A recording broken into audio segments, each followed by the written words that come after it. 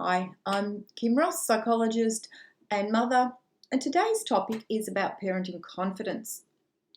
I've just been trying to record a 30-second video talking about how I can help parents. And a couple of things. One, it's really hard to nail something in a time slot, but one of the things was that I always wanted to be a mum. That was when I thought about my future and what I wanted to do, it was always to do with being a mum. There was kind of no doubt. I was the eldest. I really loved looking after my younger siblings, particularly my baby sister, who was, 10, 11 years younger than me. I enjoyed that nurturing, that being responsible, that seeing someone grow and develop. And I thought, wow, what's better than that? And it took me a little while to become a mum. And when I did, oh my giddy aunt, was the reality totally different to what I was expecting. So today we're just going to talk a little bit about, how easy it is to lose confidence as a parent, and a couple of the things you can do to help yourself regain the confidence. So, one of the things was preparation. So I was always quite a thorough student, and it was like, okay, I'm doing this thing. What do I need? I started with, what do I need to do to create the best baby I possibly can? I took the vitamins, I did the exercises, I got this book and I followed it through to the very best of my ability. I kept a record of my nutrition and made sure I was ticking off all my boxes, did my prenatal checks, went to the prenatal classes, had a private obstetrician, everything I could. I really, really wanted to give this child the best possible entrance into the world. And then, and when you talk about labour in your prenatal classes, you do the reading, you watch the really horrid videos, and part of it is in the back of your mind, it's going to be hard, but then you experience it, and I don't think anything would have ever prepared me for labour. And, the labour I went through, set me up, I think, to lack confidence. It was painful. I wanted to die, and I'm sure I'm not the only mum out there who had that experience. And they say, you forget it. It's labour. Go through the pain, and yeah, they lie. I have to tell you, they lie. When you have a tough labour, it doesn't leave you. It marks your birth as a mother. It's particularly when it's the first labour. So I put a complaint into the hospital because they tried to falsify my records to show my labour was actually less hours than what it was. And we kind of came to an agreement, because when you labour for too long, there has to be an investigation into it. They didn't want that investigation. So, here I am trying to negotiate after spending days awake and going through this grueling labour, for which I had the gas and that was it. And, you're trying to advocate for yourself. I did deal with the hospital spokesperson, who's meant to be the client advocate, but it's a very disempowering process, because you're left feeling quite invalidated for your experience, and you're left feeling that you did something wrong. And then, of course, in later years, read some books, of course, about women who have undergone labour and that sort of experience. And I know I am so not alone. So this is one of the first markers for where your confidence can desert you, is in the labour. There were a few complications after the birth, but in the end, I ended up with a healthy baby. If you haven't been so fortunate and you've undergone, a stillbirth or a baby with significant health problems, or if you have had significant health problems, your experience of labour is, I'm not going to speak for you, but I can only imagine the toll that took on your mental health. So I would say, so that's labour. So first of all, pregnancy and looking after yourself through pregnancy is one of the hallmarks. Or getting pregnant, how far back do we go? Getting pregnant, being pregnant, labour. They're all parenting challenges. It's one of the reasons that in psychology, there are people who specialise in prenatal psychology, perinatal psychology. So, helping women through those first stages of being a mother. I didn't know about them back then. I wasn't a psychologist, and no one really told me.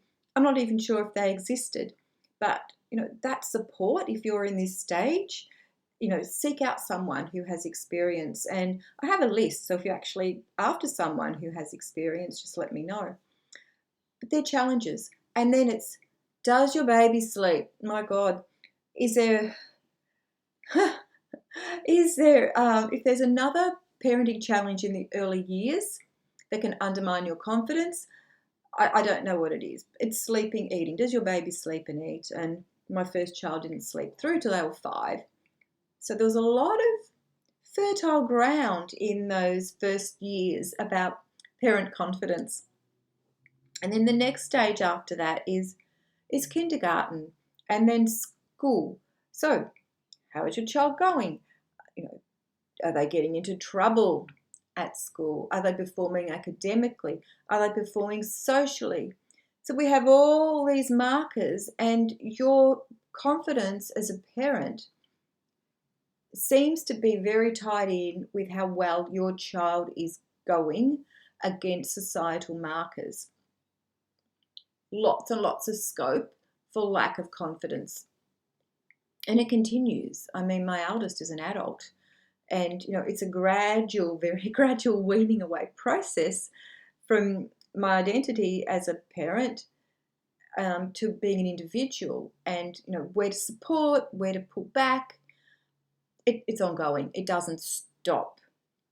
So somewhere in this whole journey where we're vulnerable to losing confidence, how do we turn that around?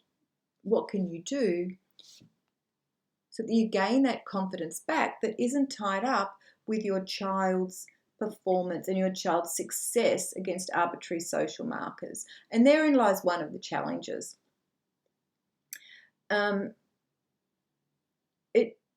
There's a few things. Number one, the best bit of advice really is to stop reading, is to throw away the books, get off Facebook, stop making comparisons, and look at your relationship with your child. Step back and take a bigger perspective. Instead of diving in and staying into the minutiae of how things are right now, things aren't working right now. What is going to happen to my child if they can't sleep? Well, they do eventually. It might take them 5 years. It might take them 12 years. But they're eventually going to end up sleeping independently. And if they never do, there'll be a way that we can work with that. There'll be a way they'll work it out. So it's getting rid of a lot of external markers and coming back to what works for your child, what works for you, what brings you joy and attunement at the moment, and what is your bigger picture. That individual monitoring of where is your child now and where are you now. And part of this process is releasing expectations, specifically expectations that other people and opinions have put on you. How do you know when you're caught up in expectations? Monitoring your thoughts. So when you hear words like should, why aren't they doing this? They should be able to do this. What's wrong with me? I should be doing this. I need to do this. They're value-laden words, judgment-based words. If you're saying, I should be doing this, then you're most likely beating yourself up because you're not doing this. So that's two things. Number one, stop all the external voices that are telling you what to do and what your child should be doing. That is different. I have to put a note here. That's different from just burying your hand in the sand and ignoring the red flags that mean you could benefit and your child could benefit with help from external sources. If your child's not walking beyond expectations, beyond 18 months, it needs to be investigated because there's things that can be done. If your child, as with my child, wasn't sleeping that 5 hours, what was there something wrong? So we're going to pick up that responsibility and check it and see if there's something wrong. But that's different from looking at, this is the ideal thing. This is where they should be. Look at the range of behavior. Look at the range of, what we accept as being normal, in as much as it's useful to identify things you can work on.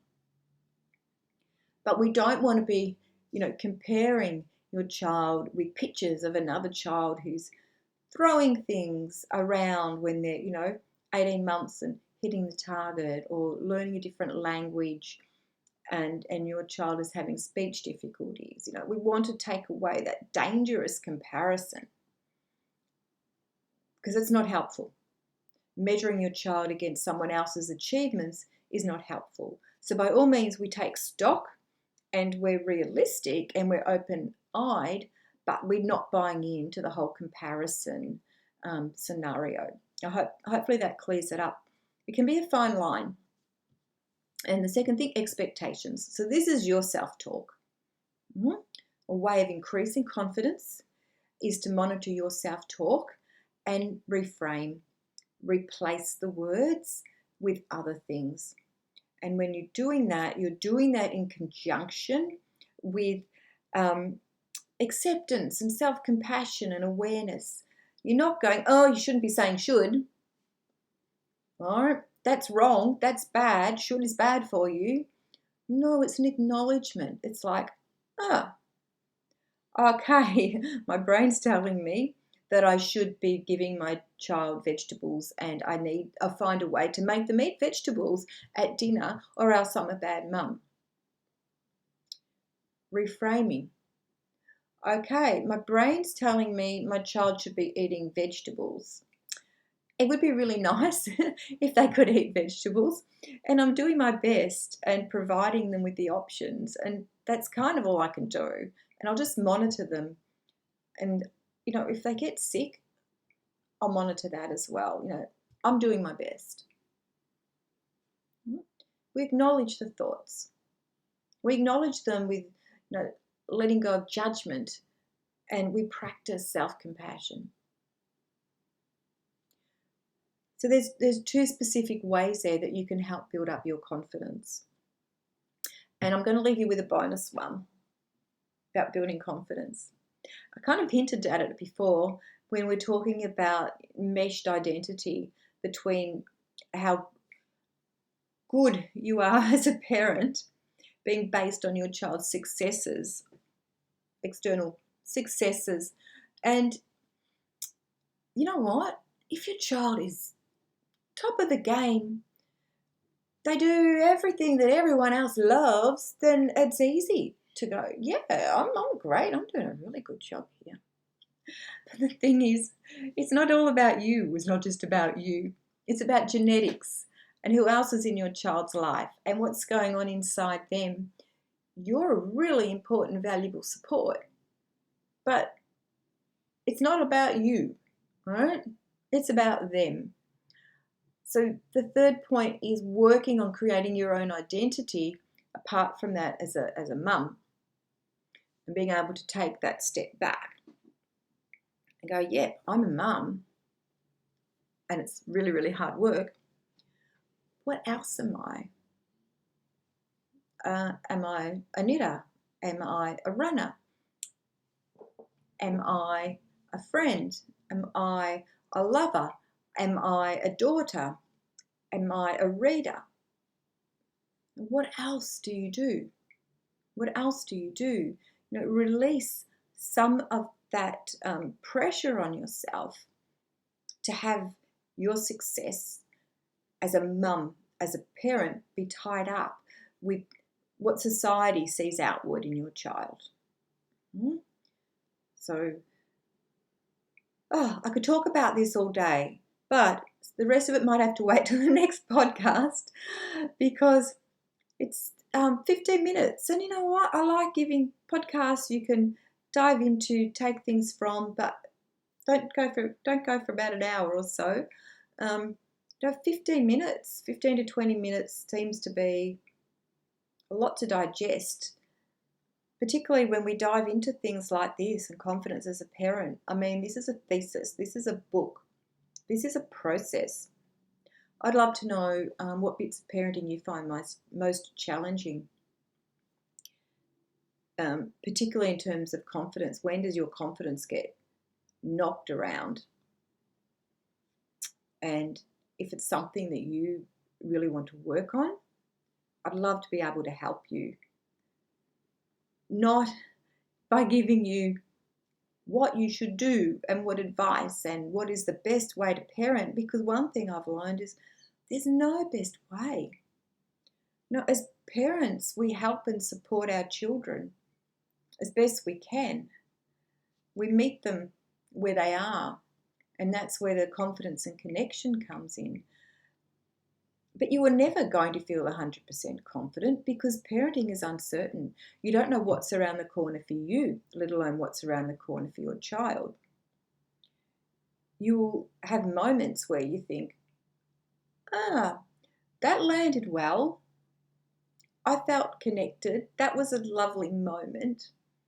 And you can be proud of your child. But confidence, it's a slippery sucker. No, it needs to be monitored. Okay, all right. I'll leave it there. Thanks for tuning in. And I will catch you on the next podcast. If this has resonated with you, I'd love if you could share it with someone. I mean, reviews are great, but if I know that you've listened to this and you have felt, a bit less alone, and a bit more hopeful about parenting, well, then it's done its job. I always wanted to be a parent. I'm so glad I've had the opportunity, but I would be lying. I'd be lying.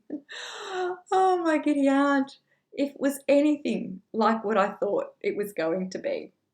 Okay, until next time. Bye, guys.